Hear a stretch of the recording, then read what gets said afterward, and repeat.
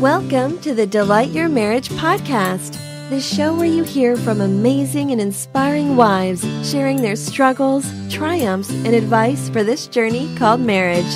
Here's your host, Belah Rose.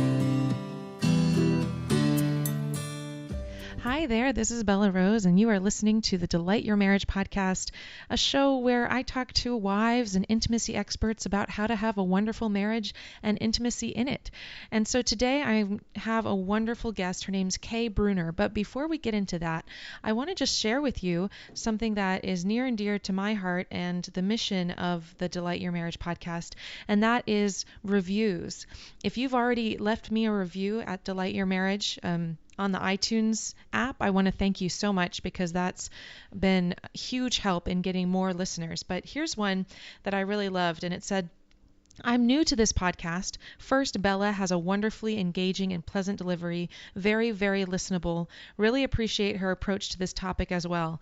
You've got a new subscriber in me." So I just want to say thank you so much for that awesome review. And I want to just encourage, if you haven't yet reviewed, that really means a lot to not only me, but also the reach of the podcast.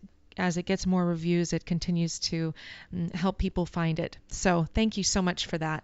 Now today I have Kay Bruner with me, who talks about her marriage and how really some really tough things happened while they were overseas, and they had 4 children, and they were in the midst of serving God, and then it seems like disaster happens, and how she got through it. So she's got some amazing story for us, and I'm going to just go ahead and let us listen in.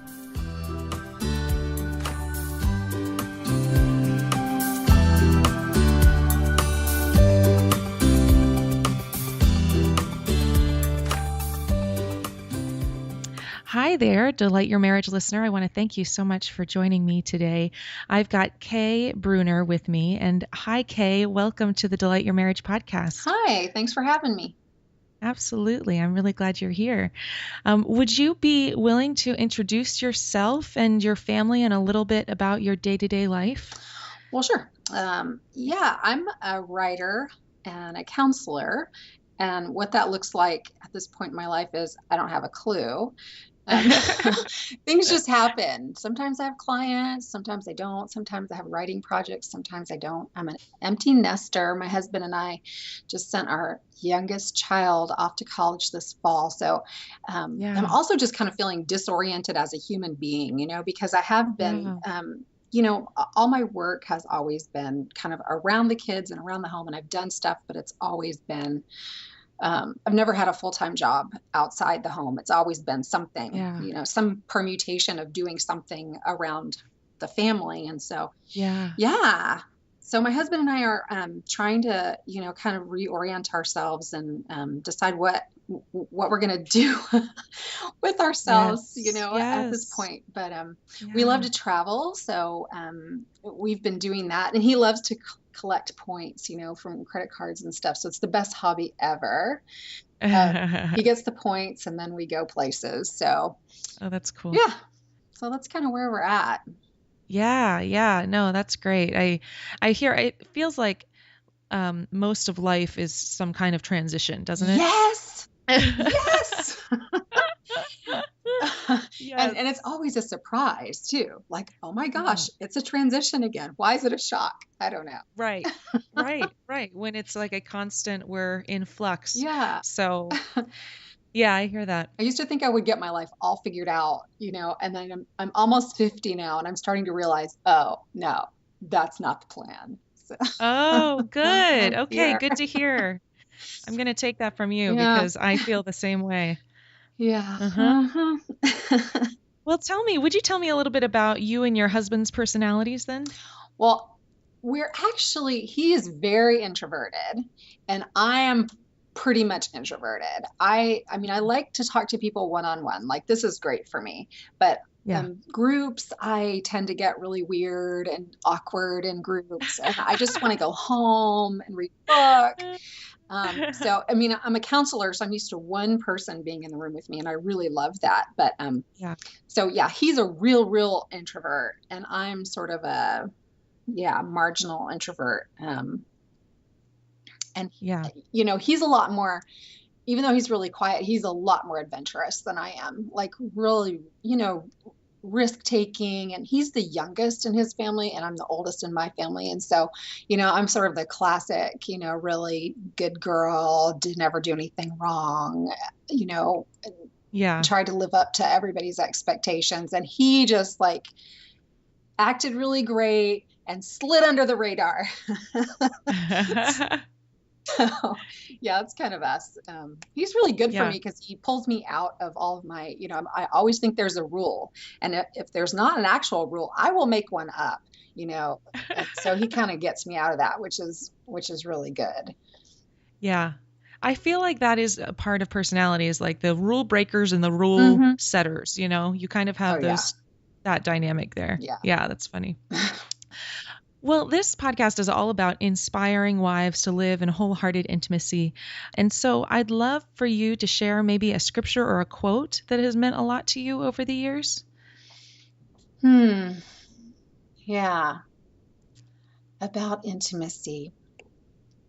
I think for me, my greatest journey in life has been to know and understand that God really does love me just the way I am. And years ago, I was at a retreat one weekend, and the speaker's theme was God delights in you.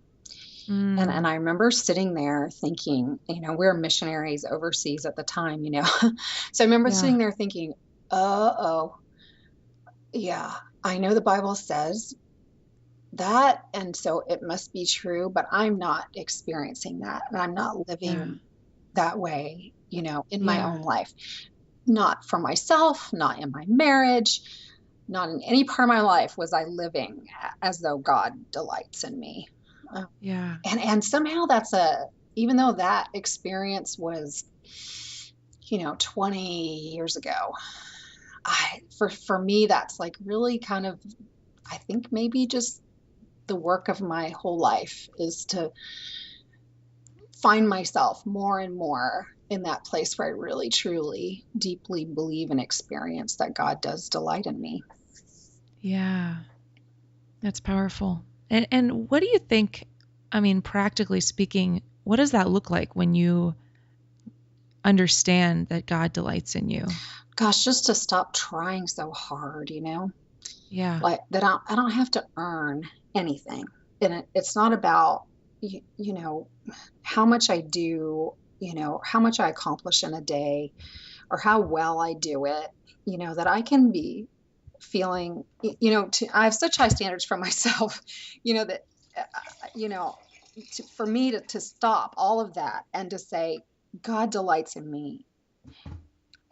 And one of the, I think, privileges of motherhood for me has been to experience that in my children in a way that, when they're so tiny and all they do is eat and cry and sleep and poop. I mean, they don't do anything for you at all.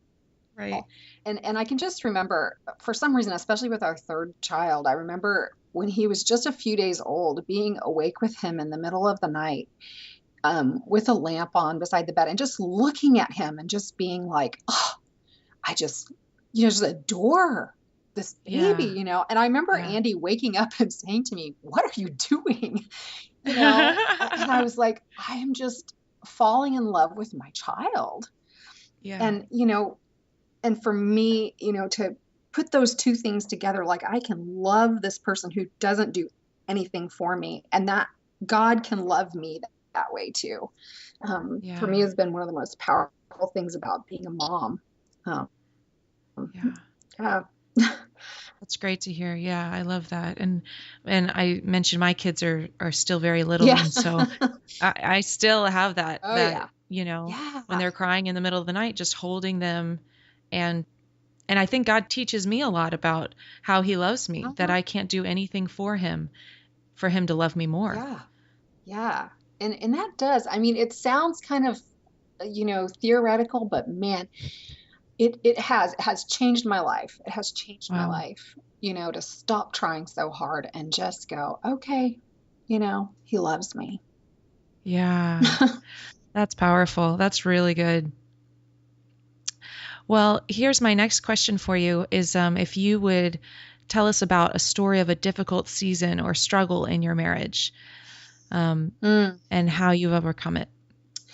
Well, I mentioned that we were missionaries, and Andy and I both grew up in missionary families. We met in college, got married really young, went overseas almost immediately. And I think that, of course, we were so young and neither one of us realized anything about ourselves or each other in the world. We just thought if you just be nice to each other, that's pretty much how everything will be fine. Right. And so, we went out into this very stressful situation. There are so many wonderful things about where we lived, and we lived in the South Pacific. So we lived on a little island in the South Pacific, right on the beach. It's beautiful. The people that we lived with were just amazing, so wonderful to our family. But there was the fact that there was no electricity, there was no grocery store, there was no doctor, there was no school, so there was a lot of complication attached to that. And and we moved every 3 months or so. We would go out to the capital to get groceries and to talk to people in English and things like that. And so we're constantly moving. And and then the kids would get malaria and I would have to figure out how to do that. And, oh my gosh. So it's just very distressing sort of, life, although it was very wonderful in a lot of ways too.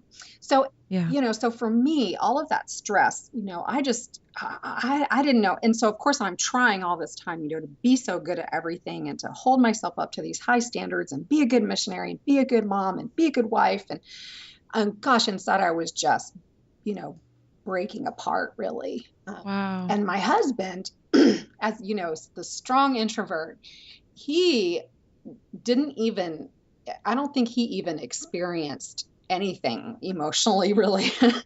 Because I'm just kind of, everything's kind of popping out everywhere and I'm crying sometimes, just be very upset. And he was just so stoic and shut down. But he did feel stressed too. And the way that he dealt with that was by looking at pornography.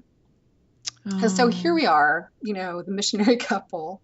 I'm on the brink of a nervous breakdown and he's looking at porn. And, and when I discovered what was going on, he's always been a really early to bed kind of person. And he started staying up late, getting up in the middle of the night. It was very bizarre.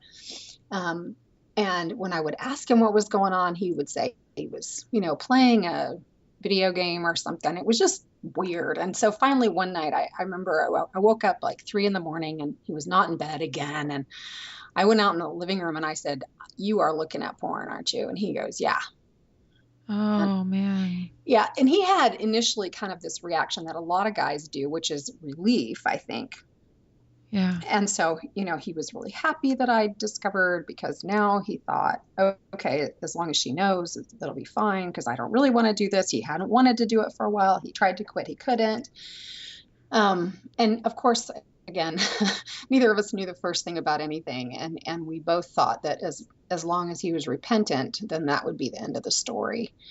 But as a lot of people find, it's not that simple to give up something that you've been building your life around for 5 or 6 years in his case. And honestly, that's not really very long compared to a lot of the stories I hear these days. But because he, by the grace of God, we did not have the internet when we were kids, right? So he only got into it as an adult. A lot of people now are getting into it when they're really, really young. It makes it tough.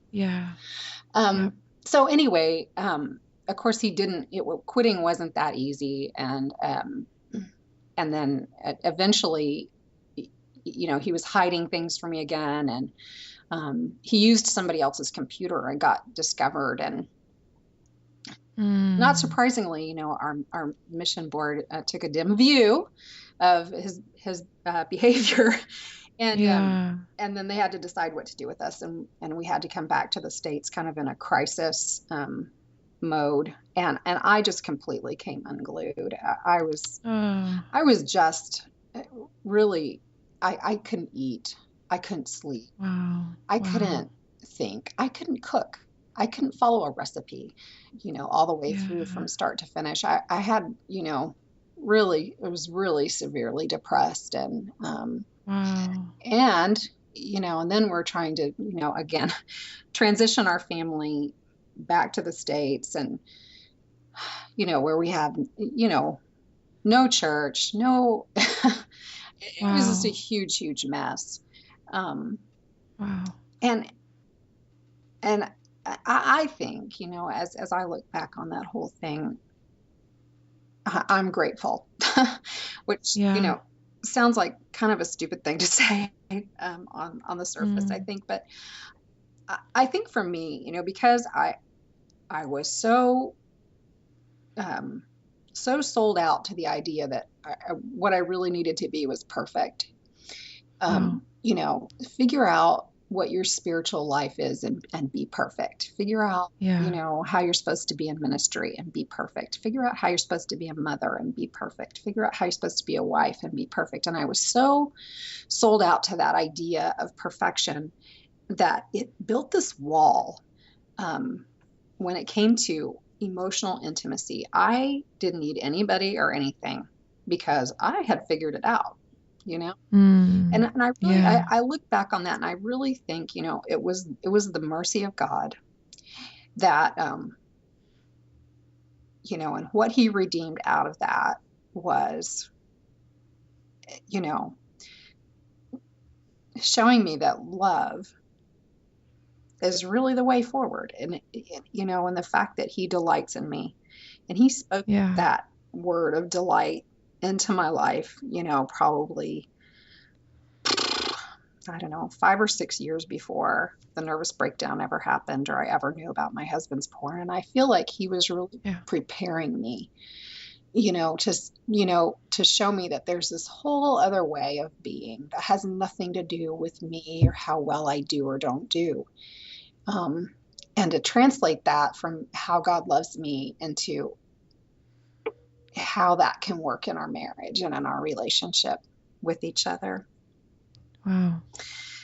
I'm grateful that my husband wanted to do the work, Yeah.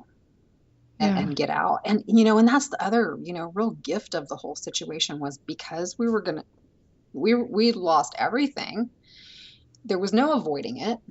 He couldn't hide it. Yeah. Yeah. And so, gosh, I know what I would love to have done in that situation was, control everything and make the bad things not happen and not put our Yeah. family through all that stress. But I look back and I'm grateful, Wow. because God, out of all that brokenness, brought us to a place where we can love each other, Wow. really, truly, vulnerably together, Yes. without all of the barriers that we had before. Um, so I always said, Yeah. when I wrote a book about it, I'm going to call it Pornography Saved My Marriage. Wow. But then I wrote a book and Wow. I didn't call it that. So wiser heads prevailed in the end, but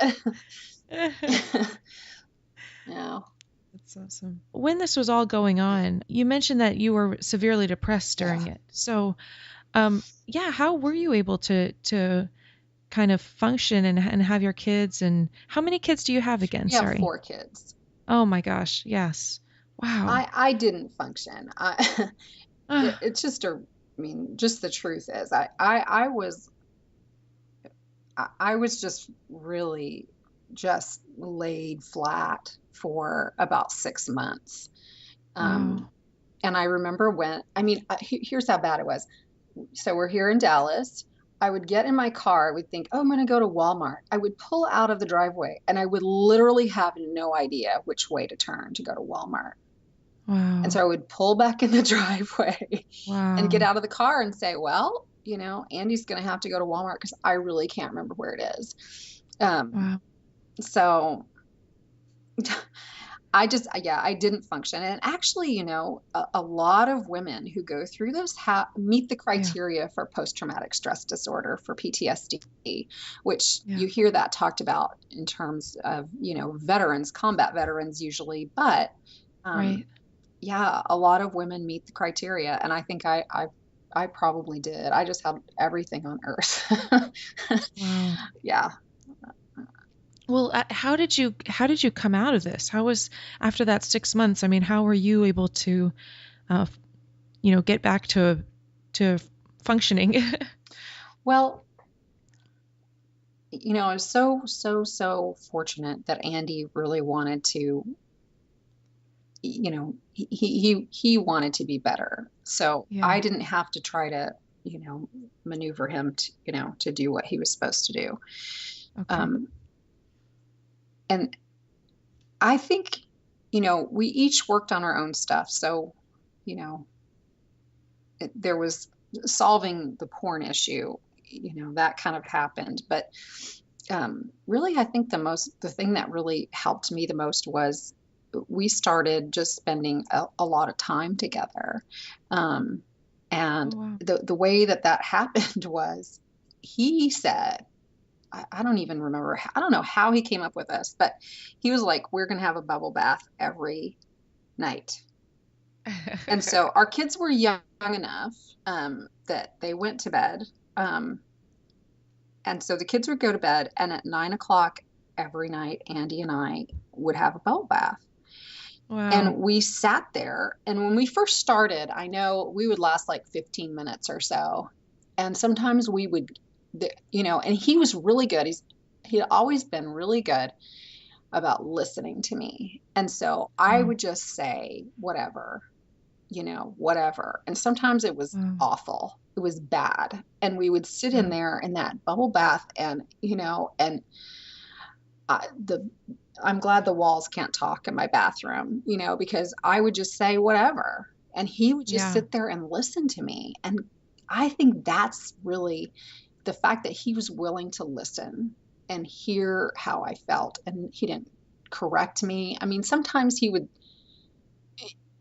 say, well, I don't really think, he would say, what his side of it was, but he didn't try to correct my emotions. That's the main Yeah. thing I think that, Mm. he was really able to do. Um, and we are still doing the bubble bath thing today. We're like, Really? yes, we are 12 years into our recovery, and we have a bubble bath almost every night. We might very occasionally we miss, for some reason, but it's not normal. We are at 9 o'clock, the TV goes off, everything gets shut down in our house, and we go sit in the bubble bath together at Wow. least 30 minutes every night. And Wow. That is really cool. yeah, I think that's the thing that's changed everything for me is I know we're going to have that time together every single day. Wow. Yeah. Yeah. And the hurt that you felt, I mean, how did you process that? Oh, I just said stuff. I just Yeah. said it.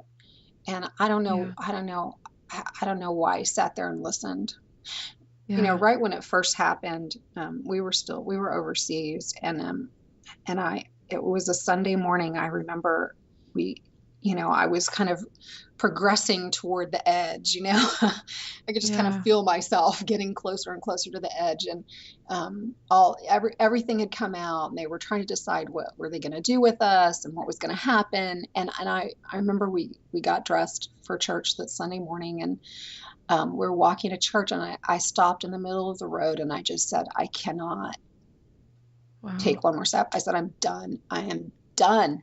And Wow. I went to bed, and I was in bed probably for 2 weeks at that point of just Wow. really I could not do anything. And um, our kids were in an international school by that time. So they would go to school, and he would sit beside me on the bed all day and just sit Wow. there with me. And if I wanted to say something, I said what I wanted to say. Um, Wow. and he stayed with me. I Wow. don't know why he did that. you know, Yeah. I don't Yeah. know how he knew to do that for me, but Yeah. I think that for me, that's been, the thing that I can hang my hat on, when I look at, he's not perfect, and stuff happens now still. Every once in a while he'll like have a major brain fart and look at some porn, and then he'll come and say to me, I'm an idiot. I looked at porn today. It happens very rarely, a couple times a year or something now. Yeah. And he feels worse about it now than I do, which is kind of funny. Yeah. But Yeah. but even when those things happen, there's this other part of our marriage that's so solid because of the investment. And it's primarily been, he's been the person to do that. He's been the person to invest in our relationship. I haven't had to beg him for that. He's, done that, which I think is amazing. Wow. Yeah. Yeah. Yeah, that's powerful. And I hear what you're saying in terms of the PTSD. Yeah. And we've talked about that a little bit before on the podcast. If anyone wants to find the Bonnie episode, Bonny, you can just search that and you can listen to that one. But in your recovery, I mean, it wasn't just his recovery, it was your recovery too, wasn't it? Absolutely. Yeah. It has to be. What would you suggest a wife that has, let's say, newly found out that her husband's looking at porn? What would you suggest for her? I think that when women find this out, they need to go and find a therapist that is just for them. Because the thing that I see over and over in recovery is that there's a whole lot of effort and, of time and energy, emotional energy that gets spent on trying to get the husband to stop looking at porn, which needs to happen. Yeah. And, but I see so often wives are completely neglected in the recovery process. And a lot of times their husbands will be doing quite well. They haven't looked at porn in a couple of years, but, and maybe they've even gone to marriage therapy and that's been, outwardly very successful. But I'll have these women come and see me and they're still having flashbacks. They're still, wow. There's still a lot of anger. And a lot of that's because I think, as women, we're very scared of losing the marriage entirely. And so, we're not able to say things a lot of times, and you don't want to make things worse, and you want everything to get better, and so I think a lot of times women really do not get to process their emotions the way that they need to. And so I think having a counselor, somebody that you feel really safe with, that you can say anything to that person and get it out there and let it be okay, and know that you're not going to damage the relationship, because your husband doesn't have to hear all of that. But then, if you can maybe get to a point where you can, be more responsible, because I think, all of us tend to just lash out, right? Because we're angry and we're blaming, and he deserves to be treated badly because he's such a jerk. And so, to kind of get past that part of it into, okay, this is how I feel, and to be able to take responsibility for yourself and for your emotions and be able to talk about that without causing damage. I think you can get to that place, but I think that going to counseling can be a huge help, personal counseling. And I always recommend a group as well. And there are places like Celebrate Recovery, Pure Desire, even Al-Anon. Al-Anon, I've had a couple of women who went to Al-Anon groups and found it really useful because they couldn't find anything else in their area. XXX Church is another place to go online to look for groups. So there are places to go to talk about this with other people that are having those experiences that can kind of help you process through the emotions of it, and come to some healing so that you can then begin to talk about it together in the marriage without it being so damaging.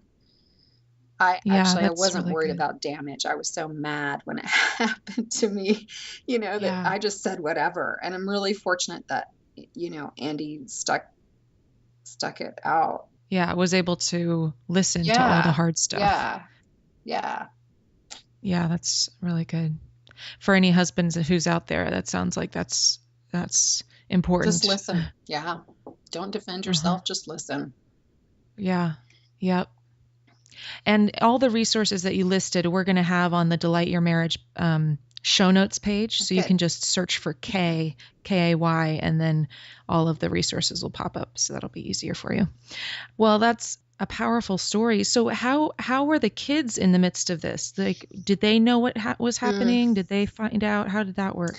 Well, Andy told them what was going Okay. on. Yeah. And I thought that was about the stupidest thing I'd ever heard of in my life. I was like, Ugh. do not tell our children this. I mean, have they not been through enough, Wow. But he was like, no, I really think they need to know what's happening. And so our two older children, our daughter was, I think, 13 and our son was 12. He told the two of those, our two older kids, right when it was happening. And it was really, really hard. Yeah. And then when our two younger kids got a little older, he talked to them about what had happened. And I think, it was really tough. I mean, it was really, really tough, really hard for the kids to hear that. Yes. And then it has created this dynamic in our family where it's perfectly safe for anybody to say whatever is going on with them. Wow. Praise God. Which is amazing. And, Yes. That's amazing. And we had a thing a year or so ago, where our kids had come to us with several different things, and was just processing through it with one of my very closest friends, and she was like, "How do you get your kids to tell you this stuff?" And I said to her, I said, "Andy has told them everything. Like he made this. He's made it possible for our kids to say, whatever is going on with them." That's powerful. Yeah. Isn't that? Yeah. Yeah, it really is. My dad was an alcoholic for my childhood, and he actually has recently sobered up completely, which is amazing after a 45-year addiction. Yeah. Yeah, but it has been it's been a new territory to have him own his disease and deal with it. Yeah. And I think sex addiction is the same thing. When you own it, only can you own it and be open with it, then you can actually deal with the hard stuff that's going on. Yeah. That's powerful. Well, yeah, I want to ask you just kind of like your heart in this. When you kind of came through this, you talked about God delighting in you. That was kind of what you held on to. Was there anything else that, a wife can hold on to in the midst of processing and going through this? I think that, I think we all want redemption to happen a certain way, that obviously the best way for things to happen would be according to, my plan, because my plan's the best one always. Yeah. And I think we all, we can only see so many options, right? So here's option A and here's option B. And if one of those two things doesn't happen, then life is ended, right? Yeah. And I think that the thing that we learn through these terrible, awful, awful situations is that God is so much more creative and so much more redemptive than we have. We can't even imagine, like, the things that God can do, like the pieces that he can pick up and put back together and make into something else. It's just, we have no way of seeing that ahead of time. And I work with women whose marriages are not saved, whose husbands are abusive and continue to be abusive. And yet, even when something, when a marriage comes to an end, that God's power of redemption is not foiled by that, like he's never out of options, never, ever, ever out of options. And I live every day so grateful, for the redemption that I've seen in my own life and what God has done. And yet, but I know, and I've seen him work in situations where I didn't have a clue. And I thought, I don't know what's going to happen here. And then you can look back and go, wow, I couldn't have imagined that, And it's hard Yeah. when you're in one of those tough times to keep believing, that God can still be Yeah. at work. But you know what? I don't think God even needs that out of us. I think He's going to work no matter what. I think of, the story of Ruth and Naomi, right? And when they, Yeah. all this trauma happens to these two women, they lose everything. They're absolutely destitute, and they make it back to Bethlehem, and people say, "Oh, is this Naomi?" And she says, "Call me Mara, because God has dealt bitterly with me." And here she Yeah. is, this bitter woman, lost everything, and she doesn't even have a good attitude left, right? She's lost even that. And Yeah. yet God is at work Yeah. around her, working and redeeming and doing things that are just beyond her imagination. Yeah. And that to me is, it's a true story for all of us. Yeah. And when you're stuck in the middle of it, you can't see. That's Yeah. okay, because we're not in charge. Yeah. God delights in us even when we can't see, what He's going to do or how it's going to be. Yeah. I just love that. God delights in you. It's almost something that we need to write down and put on our mirror, Yeah. like just make sure that we have it near us all the time. I put little Post-it notes of little things. There's something recently I wrote, I heard a Joyce Meyer talk about God thinks you're wonderful. And that really spoke to my heart. And so that's on my refrigerator, but I think I'm going to add God delights in me. Yeah. Because it's so true, and it's something so easy that we forget about. But we're talking about the God of the universe. We're not talking about anyone else. We're talking about God. He delights in us. It's crazy. Yeah. Yes, it is.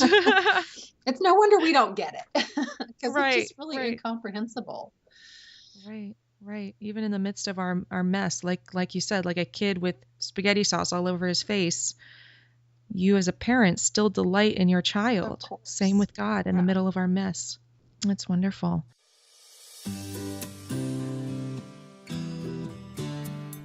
Wow. Well, I just want to say thank you, Kay, for being so vulnerable and open with your story. It's just powerful. And if you are listening on the other end and you needed that word that God delights in you, even in the midst of your circumstance, God delights in you, I would seriously just write that above on a Post-it note. Put it on your fridge. Put it on your mirror, something where you see it a lot, because it's true. And as we begin to really understand that God delights in us, our whole world takes on a different perspective. Because God of the universe delights in us. What can harm us when He delights in me? Say that to yourself. He delights in me. Okay, well, God bless you. Thank you for joining. We're going to be here again on Tuesday, so listen in again, I hope. God bless you. Bye. Thanks for listening.